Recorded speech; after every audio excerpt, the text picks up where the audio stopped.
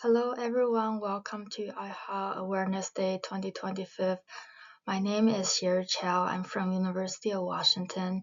Today I'll be talking about a case of near-fatal immune hemolytic anemia, red herring or killer whale.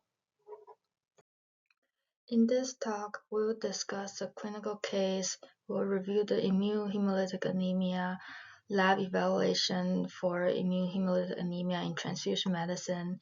We'll review the Chao blood group system and management of alloimmune hemolytic anemia. Finally, we'll discuss some learning points and discussion. Our case is a 63-year-old female with refractory hemolytic anemia. She is prometivorous. She was originally from Philippines and was admitted for elective cholecystectomy for chronic gangrenous cholecystitis with a cholecystectomy tube placed. Post-operatively, she had an acute hemoglobin drop from 10 to 6, concerning for massive hemorrhage. So she received 6 units of packed red blood cells. And over the next few weeks, she developed recurrent life-threatening hemolytic anemia. Going back in time into 2 months prior to the surgery, at that time she had a cholecystostomy drain placed, and her hemoglobin was 7.9, so she was already anemic.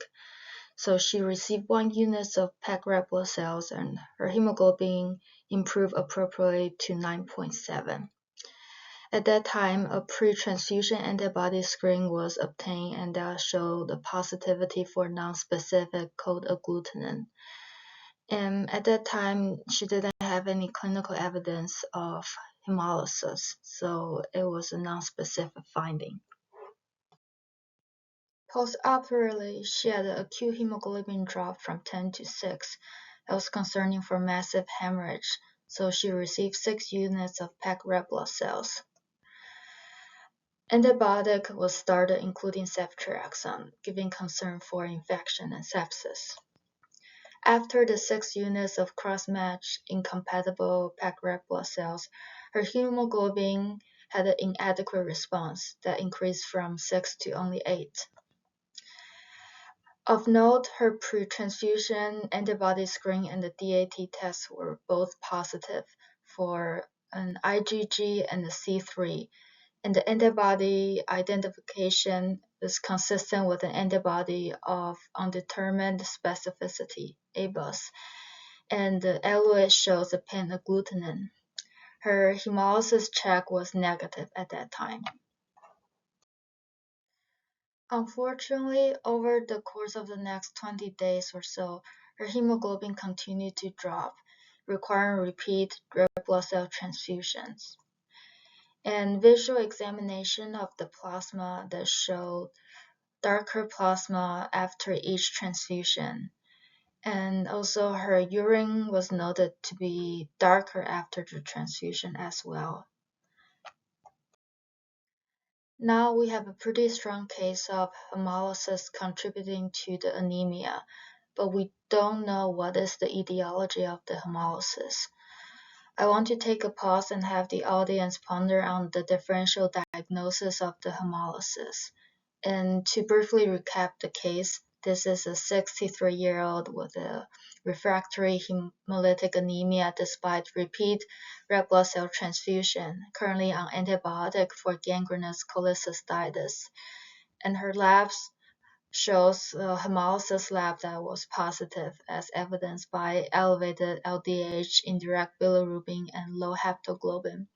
Her urine hemoglobin was positive and her smear shows spherocytes. Her DAT was positive for both IgG and C3, and antibody identification was consistent with ABUS. So what is the cause of the hemolytic anemia? Is it warm autoimmune hemolytic anemia, cold agglutinin disease, paroxysmal cold hemoglobinuria, paroxysmal nocturnal hemoglobinuria? Is it drug-induced immune hemolytic anemia, maybe secondary to the ceftriaxone?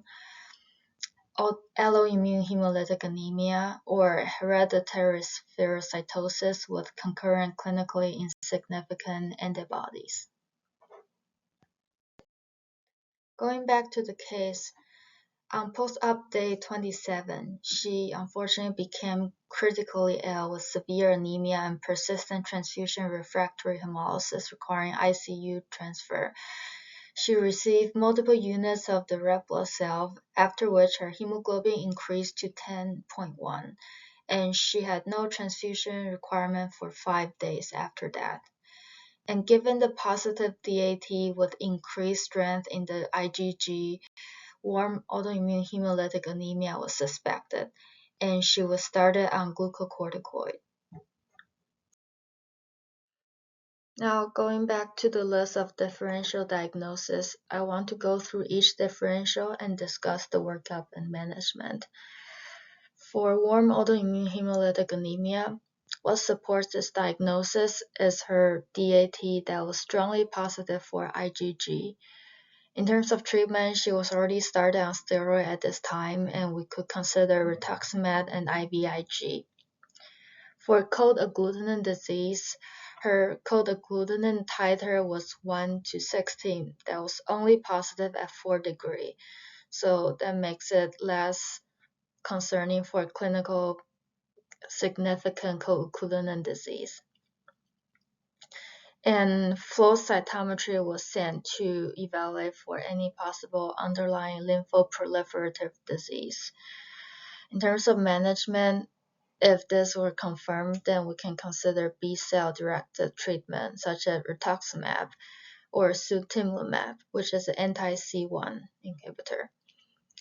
For paroxysmal cold hemoglobinuria, we can consider the Donald-Landsteiner test, and the treatment will be complement inhibition. For possible paroxysmal nocturnal hemoglobinuria, this is less consistent given usually it doesn't show a positive DAT. And flow cytometry was already sent to evaluate for underlying paroxysmal nocturnal hemoglobinuria.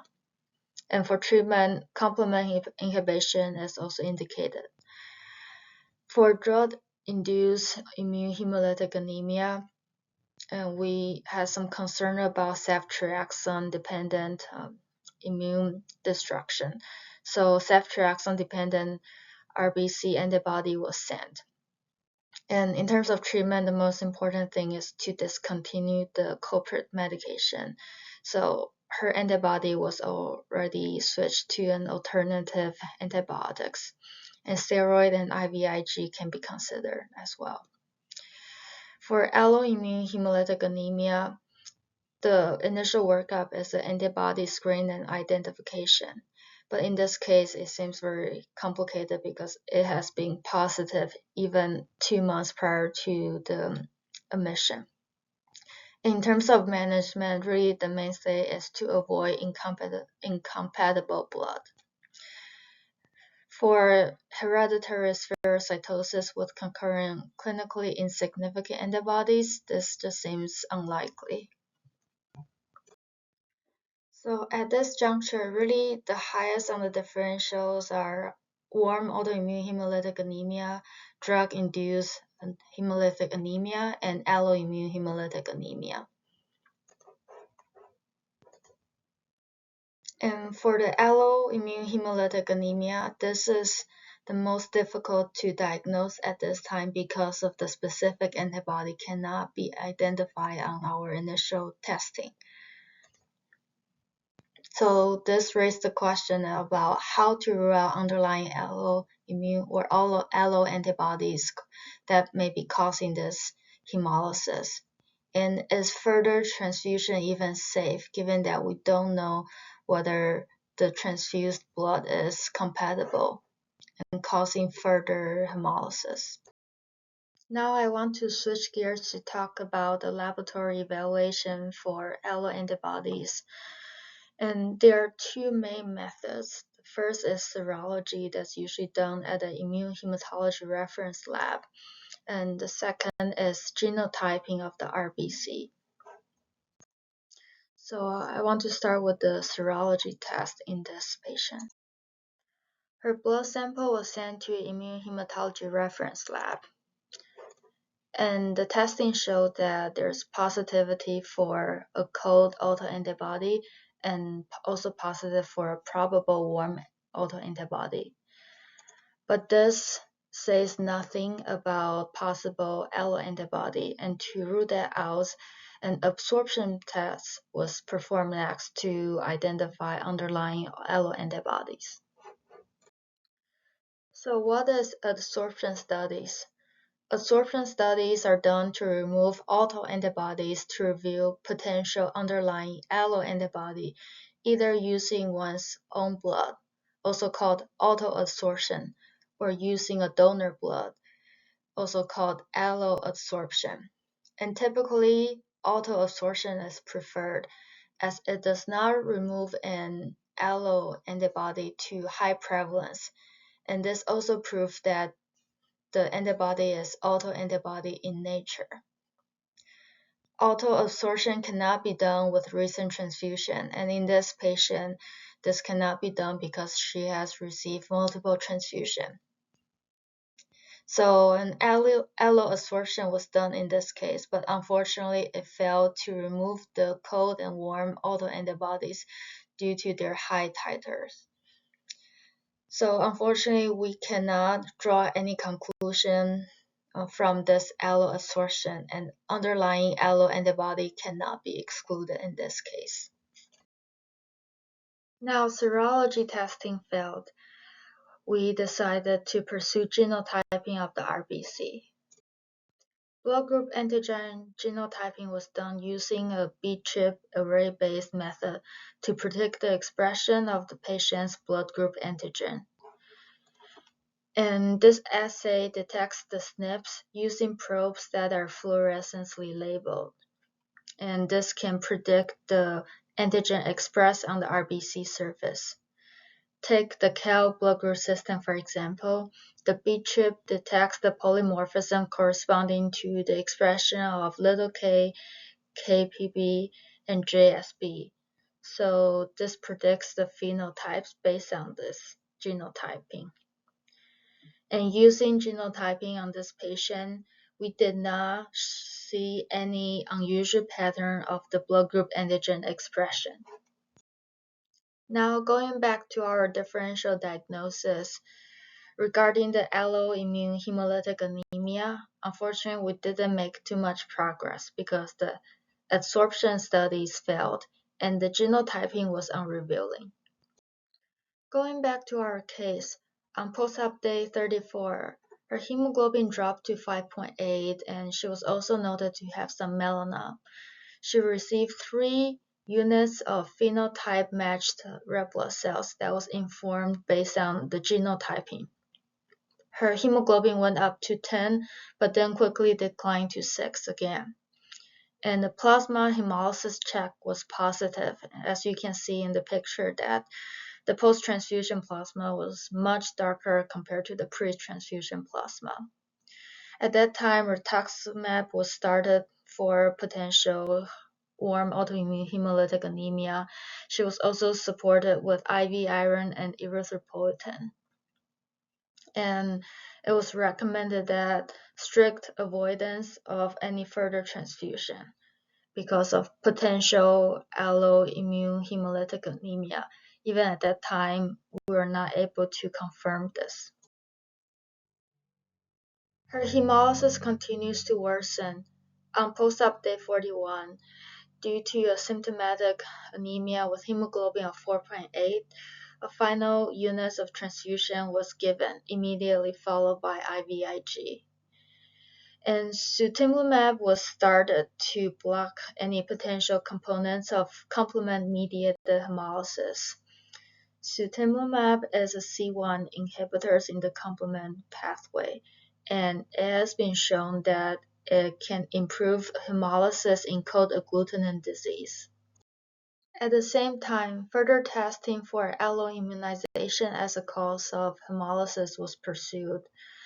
The patient was offered and consented to a research protocol for which research long-read sequencing or LRS was performed. So what is long-read sequencing? It is a next-generation sequencing approach using nanotechnology.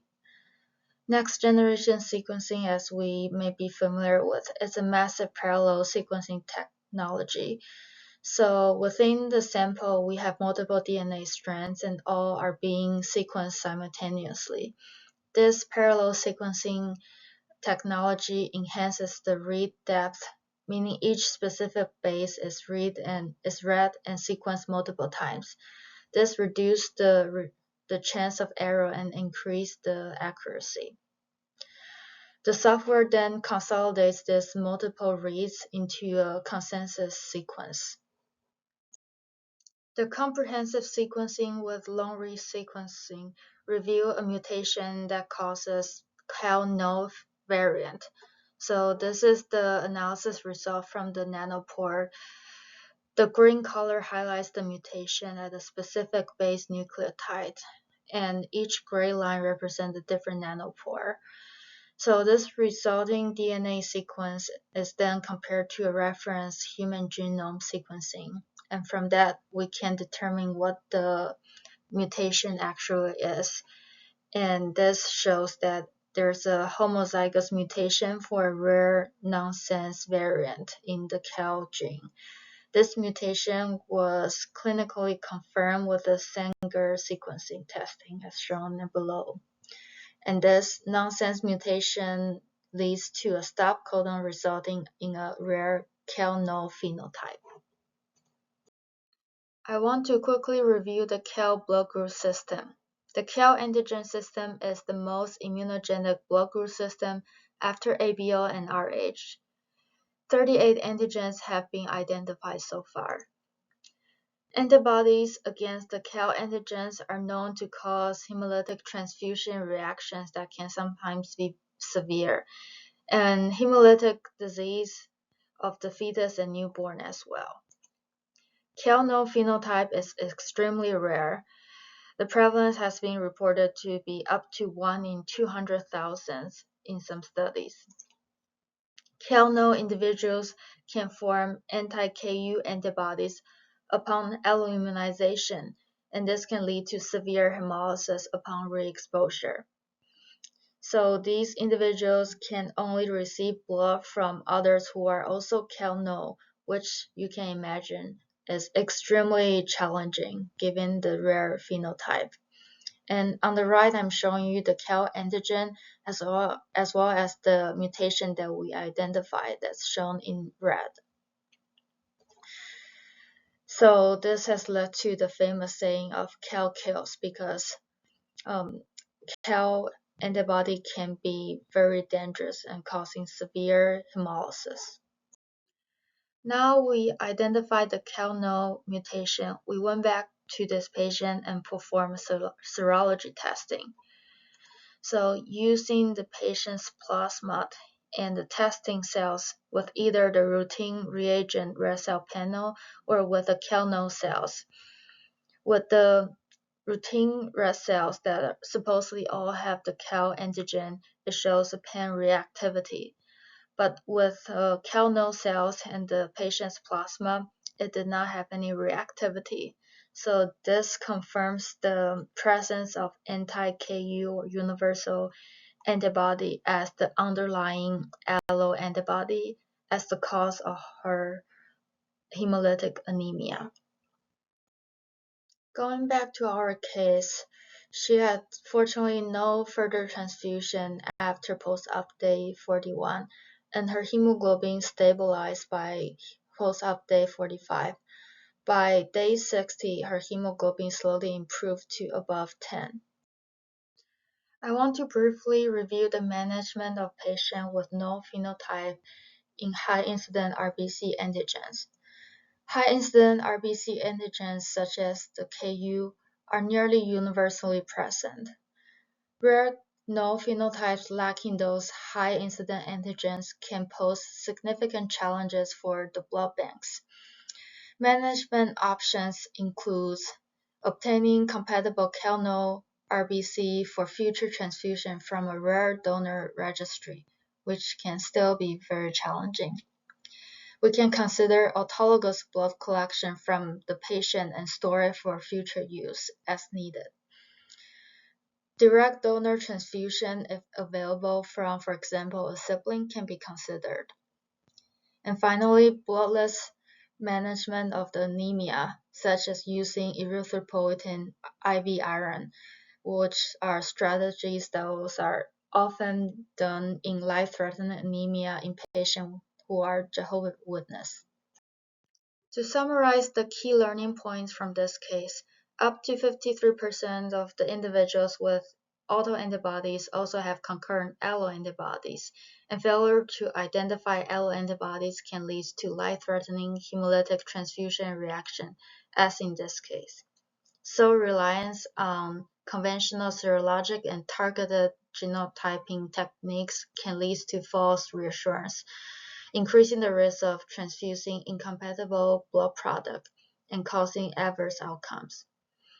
Comprehensive sequencing with long-read sequencing was key to establishing a molecular diagnosis in this case.